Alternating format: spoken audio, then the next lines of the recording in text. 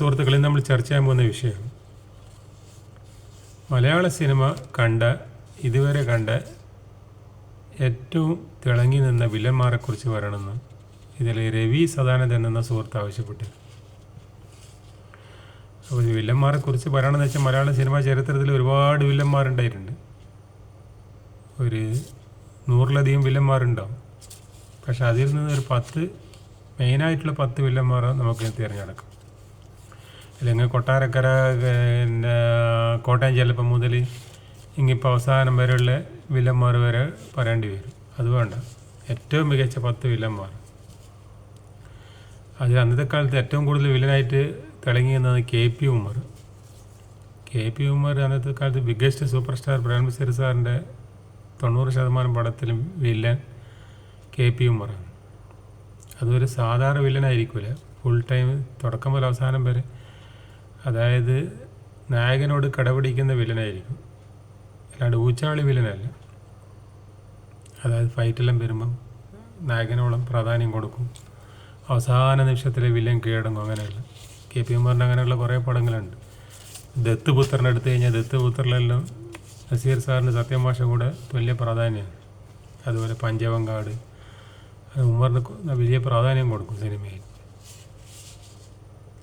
KP Ummer ഒരു main വില്ലനാണ്.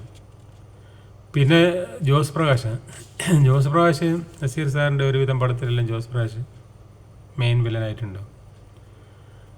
ആ സമയത്ത് KP ഉമ്മറുണ്ടെങ്കിൽ KP ഉമ്മർ ചില സമയം നല്ലനായിട്ടായിരിക്കും, വില്ലനായിരിക്കില്ല. ജോസ് പ്രകാശ് ആയിരിക്കും മെയിൻ വില്ലൻ, ബോസ്. പിന്നെ ജോസ് പ്രകാശ് കഴിഞ്ഞാൽ പിന്നെ ഏറ്റവും തിളങ്ങിയ വില്ലനാണത്തെ കാലത്ത് GK പിള്ള. നല്ല സൗണ്ടും ഒരു ലൈറ്റ് പട്ടാളക്കാരനെ പോലെ ഉണ്ടാവും കാണാൻ.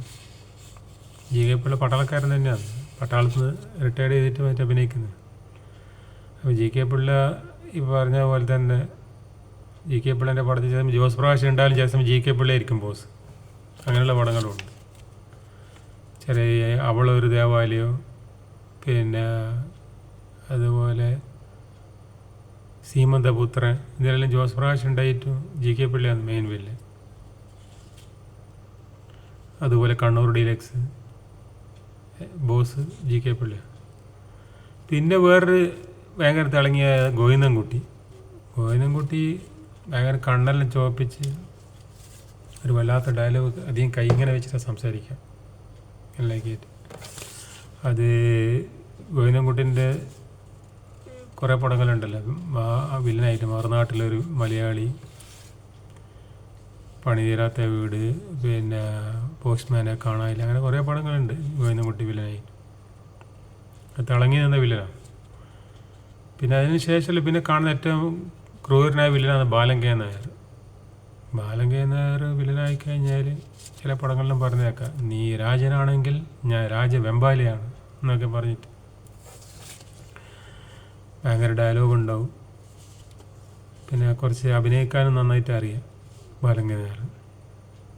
മറ്റുള്ള വില്ലന്മാരെ പോയല്ല, അഭിനയം അറിയുന്ന വില്ലനാണ് ബാലൻ K നായർ. പിന്നെ TG രവി, ഇവരെല്ലാം കവച്ച് വെക്കുന്ന ക്രൂരനാണ്.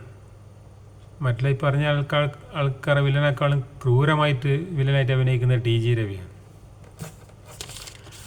TG രവിൻ്റെ കുറേ ക്രൂരമായിട്ടുള്ള വില്ലനുണ്ട്. ചില പടത്തിന് TG രവി അങ്ങനെ വില്ലൻ നായകനോട് സ്റ്റണ്ടെല്ലാം വരുമ്പോൾ പെട്ടെന്നൊന്നും കീഴടങ്ങൂല. അടിച്ച് ലാസ്റ്റ് പിന്നെ നായകനും തളരും.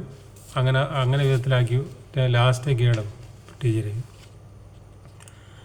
പിന്നെ ജനാർദ്ദനൻ പിന്നെ വില്ലനാണെങ്കിൽ മെയിൻ ബോസൊന്നും ആയിരിക്കില്ല, ചിലപ്പോൾ അസിസ്റ്റൻ്റ് ആയിരിക്കും. അപൂർവം പടങ്ങളിൽ ബോസായിട്ടുണ്ട്. പിന്നെ ലാലു അലക്സ് നല്ല വില്ലനാണ്, ആൻസം വില്ലനാണ്. അതേപോലെ തന്നെ ദേവനും ആൻസം വില്ലനാണ്.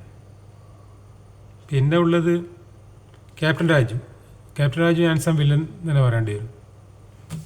ഇവരൊക്കെയാണ് മലയാള സിനിമ കണ്ട ഏറ്റവും തിളങ്ങിയ വില്ലന്മാർ. പിന്നെ കുറേ ഉണ്ട്, സണ്ണി, കൊച്ചിൻ ഹനീഫ, അങ്ങനെ മറ്റു കുറേ ആൾക്കാരുണ്ട്. CI പോൾ, പറവൂർ ഭരതം വരെ വില്ലനായിട്ട് അഭിനയിക്കലുണ്ട്. അതിനെക്കുറിച്ച് ഇപ്പോൾ ഞാൻ ഇവിടെ പറയുന്നില്ല. ഓക്കെ.